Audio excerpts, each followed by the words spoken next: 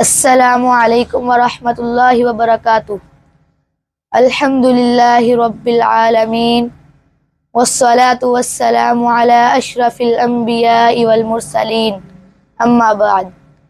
وعن النواس بن سمعان رضی اللہ عنہ قال سألت رسول اللہ صلی اللہ علیہ وسلم عن البر والإثم فقال البر حسن الخلق والإثم ما حاك في صدرك وكرهت أن يطلع عليه الناس، اخرجہ مسلم۔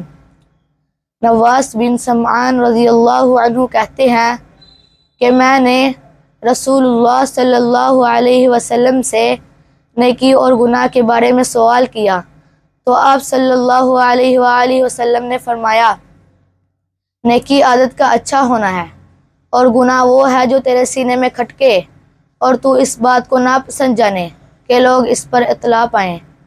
رواہ مسلم۔ وآخر دعوانا ان الحمد للہ رب العالمین۔ السلام علیکم ورحمۃ اللہ وبرکاتہ۔